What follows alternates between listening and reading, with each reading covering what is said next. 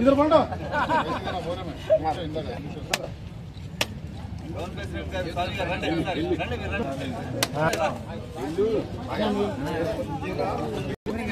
बाबू को ध्यान करके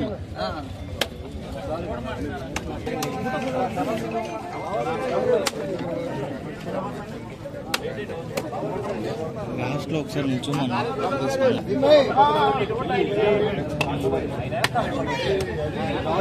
సార్ బ్రో కాజా మే బ్రో మానే కర కాజా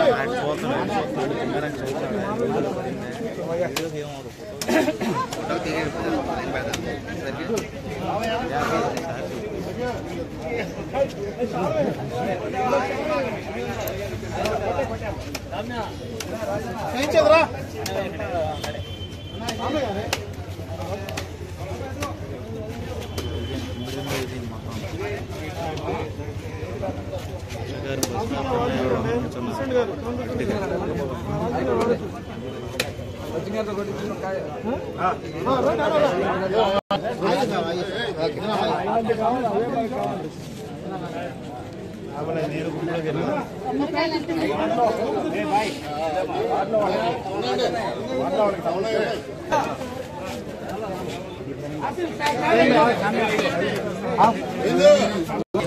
फोटो दिया मैं ఇక్కడ రా ఇటు తిరగమని కొద్దిగా బ్యాక్ సైడ్ అవ్వండి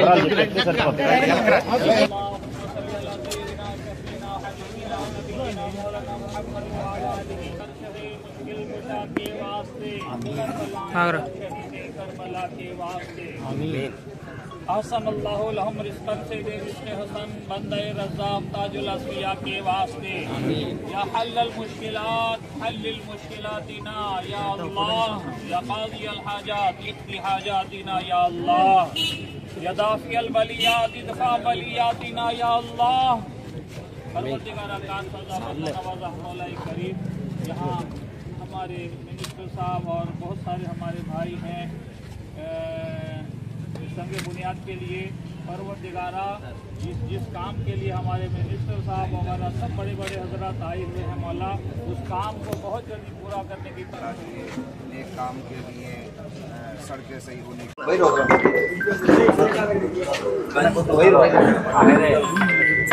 అందరికీ నమస్కారం।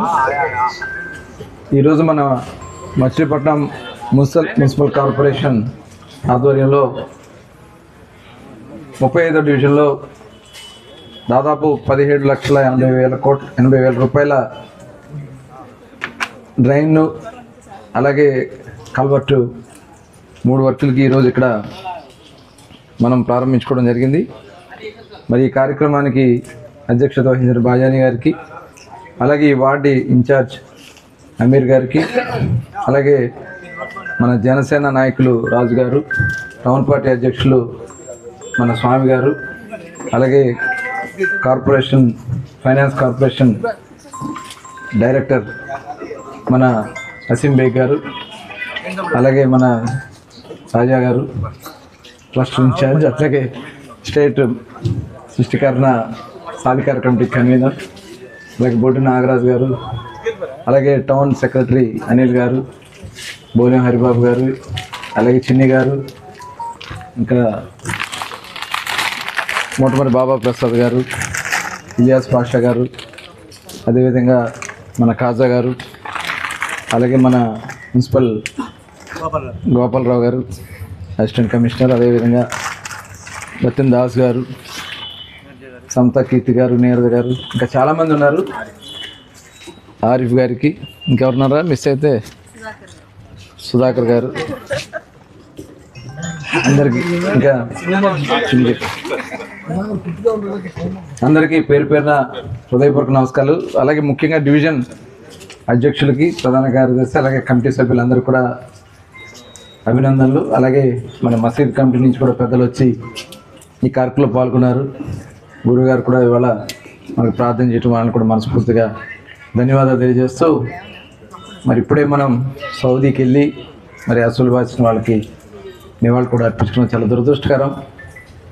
మరి వారి ఆత్మశాంతి కలగాలని చెప్పి భగవంతుని ప్రార్థిస్తూ మరి ఈరోజు మౌలిక వస్తువులు కల్పించాలనేది ప్రధాన లక్ష్యంగా మనం ఆనాడు మచిలీపట్నం మున్సిపాలిటీని ప్రభుత్వం పనిచేసే కూర్చోండి, అందరూ కూర్చోండి ఒక్క నిమిషం కూర్చోండి. ప్రభుత్వం పనిచేస్తున్నటువంటి తీరుకు ఒకసారి మీకు అందరు కూడా తెలియజేయాలి, మనందరూ కూడా మాట్లాడాలి.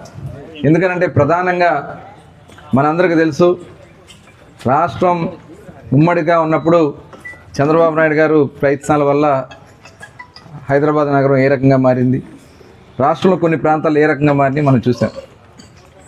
తర్వాత దురదృష్టం ఏంటంటే రాష్ట్రాన్ని రెండుగా చీల్చేశారు. 2014లో రాష్ట్ర విభజన జరిగిన తర్వాత ఆంధ్ర రాష్ట్రానికి చంద్రబాబు నాయుడు గారు ముఖ్యమంత్రి అయిన తర్వాత కనీసం కూర్చుంటా కుర్చీ కూడా లేదు. ఆ రోజున పనులు ప్రారంభించుకుని పనులు స్టార్ట్ చేసుకుని ప్రభుత్వాన్ని ఒక పక్క సంక్షేమ కార్యక్రమాలు అమలు చేస్తూ మనకి కొంత పరిశ్రమలు వస్తే కానీ ఉద్యోగ ఉపాధి అవకాశాలు రావని చెప్పి భావించి ఆ రోజు ప్రతి సంవత్సరం కూడా మనకి చంద్రబాబు నాయుడు గారు ఇట్లాగే ఇన్వెస్ట్మెంట్ సమిట్ అని విశాఖపట్నంలో ఏర్పాటు చేసాం. 3 సంవత్సరాలు 3 సమావేశాలు పెట్టాం. ఆ రోజు కూడా పెట్టుబడులు చాలా వచ్చినాయి. తర్వాత ప్రతి సంవత్సరం కూడా దావోస్ వెళ్ళేవాళ్ళు. దావోస్ వెళ్ళి అక్కడ -6 డిగ్రీలు ఉంటుంది చలి, గడ్డకట్టే చలిలో కూడా కూర్చుని ఆయన మన రాష్ట్రం కోసం పాటుపడి అప్పుడు కొన్ని పరిశ్రమలు తీసుకొచ్చారు. దానికి ఉదాహరణే మన కియా మోటార్స్ కానీ ఇలాంటి చాలా అపోలో టైర్స్ అని ఇలా చాలా కార్ల కంపెనీలు కానీ ఇవన్నీ కూడా వచ్చినాయి అప్పుడు. దానివల్ల కొంత ఎంప్లాయ్మెంట్ వచ్చింది. తర్వాత వచ్చినటువంటి జగన్మోహన్ రెడ్డి ఆయన ఏం చేశారంటే వాళ్ళని బెదిరించాడు. మీరు మొన్న కూడా చూస్తుంటారు, లూలు సంస్థ యూసుఫ్ అలీ ఆయన అబుదాబి నుంచి వచ్చారు. వాళ్ళు కూడా అప్పుడు కొన్ని మాల్స్ పెడతామని చెప్పి వస్తే వాళ్ళని బెదిరించి వాళ్ళ దగ్గర నుంచి బలవంతంగా లెటర్లు తీసుకుంటే ఆయన భయపడిపోయి ఆ రోజు చెప్పాడు, ఈ రాష్ట్రంలో ఎవ్వరు కూడా వెళ్ళొద్దు, అక్కడ ఒక మంచి ప్రభుత్వం లేదని చెప్పి ఆ రోజు చెప్తే మొత్తం దగ్గర 10 లక్షల కోట్లు వెళ్ళిపోయినాయి. అమరాన్ బ్యాటరీ, ఇప్పుడు మనం అనుకున్న బ్యాటరీలోనే కదా, ఆ బ్యాటరీ కంపెనీ వాళ్ళు వెళ్ళిపోయారు. అట్లా ఏదైనా కానీ మొత్తం 10 లక్షల కోట్ల కంపెనీలు వెనక్కి వెళ్ళిపోయినాయి. కొన్ని పరిశ్రమలు ఆగిపోయినాయి. అశోక లైలాండ్ ఇక్కడే మలవల్లో అశోక లైలాండ్ ఉంది, వాళ్ళు తాళం వేసి పెట్టేశారు, ఎవరు లేరు. తర్వాత ప్రజలందరూ ఆలోచించి మొన్న మంచి ప్రభుత్వం వచ్చింది. పవన్ కళ్యాణ్ గారు తెలుగుదేశం అటు బీజేపీ కలిసి ఉమ్మడిగా ఎన్డీఏ ప్రభుత్వంగా రావడం, 175 స్థానాలకి 164 స్థానాలు గెలిపించడం. చంద్రబాబు నాయుడు గారు అందరినీ పిలిస్తే మేము ఎందుకు రావాలి ఈ రాష్ట్రానికి అని చెప్పి భయపడుతూ రావడానికి వెనకాడారు. కానీ ప్రభుత్వంలో నేను కూడా ఉన్నా కాబట్టి క్యాబినెట్లో ఉన్నప్పుడు మేము తీసుకున్నటువంటి నిర్ణయాలు, ప్రపంచంలో ఉన్నటువంటి పాలసీస్ ఏంటంటే, ఒక పరిశ్రమ పెట్టాలంటే దానికి అనుమతులు కానీ దానికి కొంత ఇన్సెంటివ్స్ కానీ కొన్ని పాలసీలు చేస్తారు. ఆ పాలసీలు తయారు చేస్తాం. 25 కొత్త పాలసీలు తయారు చేస్తాం. ఇండస్ట్రియల్ పాలసీ చేసాం, డ్రోన్ పాలసీ, ఇట్లా రకరకాల ఏదైతే పరిశ్రమలు పెట్టాలో వాటికి సంబంధించి పాలసీలన్నీ తయారు చేసాం. అలాగే చట్టాల్లో కూడా కొన్ని సవరణ చేసాం. కొన్ని రిఫార్మ్స్ చేయటం బట్టి మొన్న సదస్సు పెడితే 13.5 లక్షల కోట్ల రూపాయలు పెట్టుబడులు పెట్టడానికి ఆంధ్ర రాష్ట్రం పెట్టారు. అసలు ఆంధ్ర వైపు రావాలంటే భయపడినటువంటి వ్యక్తులు మళ్ళీ వచ్చారు. యూసుఫ్ అలీ కూడా వచ్చారు మొన్న, లూలు సంస్థ చూసారా మీరు, ఆయన కూడా వచ్చారు. అమరాన్ వాళ్ళు కూడా వచ్చారు. ఇవాళ గూగుల్ సంస్థ అమెరికా తర్వాత అతిపెద్ద దాన్ని ఒక క్యాంపస్ ఇక్కడ పెడతా ఉన్నారు విశాఖపట్నంలో. అంటే దగ్గర 1,20,000 కోట్ల రూపాయలు పెట్టుబడి. ఇక్కడి నుంచి 13 దేశాల కేబుల్ వేస్తారు, సముద్రం నుంచి కేబుల్ వేస్తారు. ఆ కేబుల్ ద్వారా వాళ్ళ డేటా అంతా విశాఖపట్నంలో స్టోరేజ్ ఉంటుంది. ఎంప్లాయ్మెంట్, దానికి తగ్గ ఎంప్లాయ్మెంట్ కానీ ఇవన్నీ కూడా వస్తాయి. అలాగే ఆర్సెలర్ మెటల్ అని చెప్పి ఒక స్టీల్ ఫ్యాక్టరీ, అది కూడా దగ్గర 1,50,000 కోట్ల రూపాయల పెట్టుబడితో వాళ్ళు వస్తున్నారు, ఆర్సెలర్ మెటల్. ఇట్లా మన మచిలీపట్నం కూడా కొన్ని అయినాయి, ఎంఓఈలు కూడా అయినాయి. అది 3 షిప్పింగ్ కంపెనీలు వస్తున్నాయి. ఒకటి గోవా గవర్నమెంట్ వాళ్ళే డిఫెన్స్కి సంబంధించినటువంటి షిప్పింగ్ది ఒకటి నిన్న ఎంఓఈ చేశారు. అలాగే ఒక ప్రైవేట్ సంస్థ గోవాలోనే ఒక ప్రైవేట్ వాళ్ళు కూడా మేము షిప్పింగ్ కంపెనీ ఇక్కడ పెడతామని వాళ్ళు వస్తున్నారు. ఢిల్లీ నుంచి ఒకళ్ళు వస్తున్నారు. ఈ ముగ్గురులో ఒకటైతే ఇమ్మీడియట్గా స్టార్ట్ చేయడం జరుగుద్ది. మన ఏదైతే అక్కడ పోర్ట్ వర్క్ జరుగుతుందో ఆ పోర్ట్ పక్కనే ఇలాంటి పరిశ్రమలన్నీ కూడా, ఆ ఏరియా అంతా కూడా దగ్గర 400 ఎకరాల్లో మొత్తం పరిశ్రమలకి మనం ఏర్పాటు చేయడం జరుగుతుంది. పరిశ్రమలన్నీ ఆ ప్రాంతాల్లో రాబోతున్నాయి.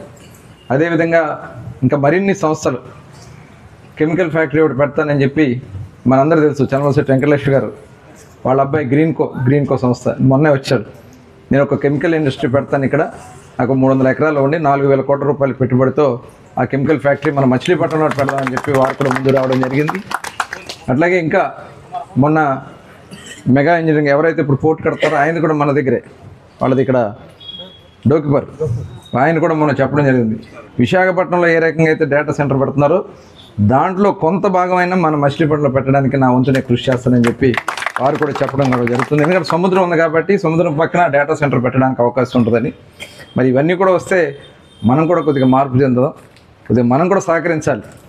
మేము ఏదైనా పనులు స్టార్ట్ చేయాలనుకుంటే ఏదో వంకతో మనలో ఇక్కడ రాజకీయాలు వద్దు, రాజకీయాలు పక్కన పెట్టడం. ఇప్పుడు నేను మెయిన్ రోడ్ కొద్దిగా డెవలప్ చేస్తే ట్రాఫిక్ పెరుగుతూ ఊరికి మంచి వస్తుందంటే వైసీపీ వాళ్ళు బయలుదేరారు కాగితాలు ఇచ్చుకుని అందరి దగ్గరికి వెళ్ళి సంతకాలు పెట్టమంటున్నారట. అభివృద్ధికి అడ్డం పడే వాళ్ళని ఏమనాలా?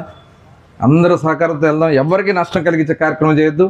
ఊరు బాగుపడితే మనం బాగుపడతాం, మనం బాగుపడితే రేపు భవిష్యత్ తరాలు బాగుపడితేనే లక్ష్యంతో అందరూ పనిచేద్దామని మీ అందరికి కూడా తెలియజేసుకుంటూ, ముఖ్యంగా మన మైనార్టీ సోదరులు ప్రతి సంవత్సరం అజ్మీర్ వెళ్తానికి మీరు ప్లాన్ చేస్తారు. లాస్ట్ ఇయర్ కొద్దిగా ఎలక్షన్స్ వల్ల మాకు కొద్దిగా అది ఆలస్యమైంది. ఇప్పుడు ఆల్రెడీ లెటర్ పెట్టడం జరిగింది. అది 23, 24, 25 ఒక తారీఖు మటుకు ఒక ట్రైన్ మీకు ఏర్పాటు చేయడానికి పార్లమెంట్ సభ్యులు బాలశౌరి గారు నేను కృషి చేయడం జరుగుతుంది.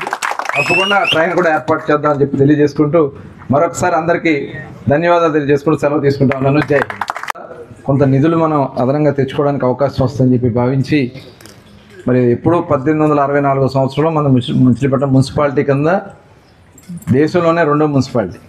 కానీ తర్వాత అది మున్సిపాలిటీ కాకుండా ఇటు పంచాయతీ కాకుండా ఆ స్థాయిలో తర్వాత కొంతకాలం నడిచింది. దాన్ని 2014-19లో మనం, ఎందుకంటే గతంలో ఎప్పుడు చూసినా తెలుగుదేశం పార్టీ అధికారంలో ఉన్నప్పుడే మచిలీపట్నం మున్సిపాలిటీకి ఒక ప్రత్యేకమైనటువంటి నిధులు తీసుకొచ్చాం.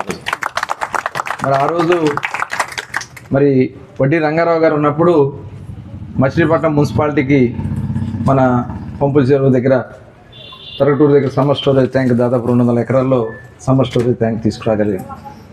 అట్లాగే తర్వాత గవర్నమెంట్ హాస్పిటల్ కానీ, అమ్మడి బ్రాహ్మణయ్య గారు ఉన్నప్పుడు మరి కొన్ని ప్రత్యేక నిధులు కూడా ఆ రోజున తీసుకొచ్చి మున్సిపాలిటీకి సిమెంట్ రోడ్లు కానీ ఇవన్నీ కూడా ఆ రోజు శ్రీకారం చుట్టాం.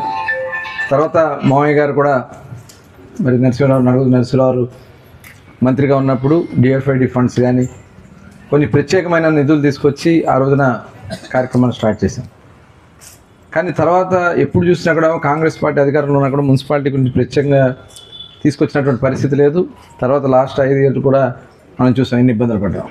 ఇవాళ మనం 14-19లో కూడా ఫిల్టర్ పాయింట్స్ తీసుకొచ్చాం.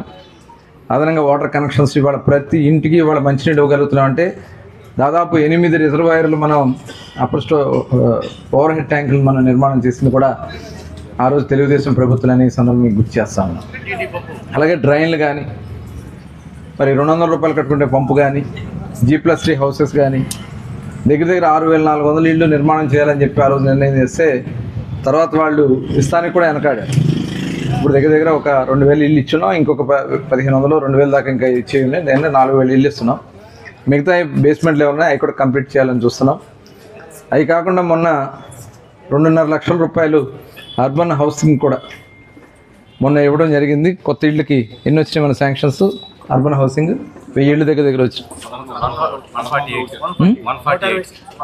148 ఇళ్ళు శాంక్షన్స్ అయిపోయి ఉన్నాయి.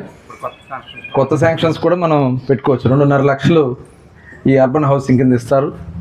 ఇది కాకుండా ఇప్పుడు ఎవరైతే స్థలాలు లేవో గత ప్రభుత్వంలో కొంతమందికి స్థలాలు ఇచ్చారు, సెంటున్నర అర్బన్ వాళ్ళని కూడా తీసుకెళ్ళి గ్రామాల్లో ఇచ్చి సెంటు భూమి ఇచ్చారు.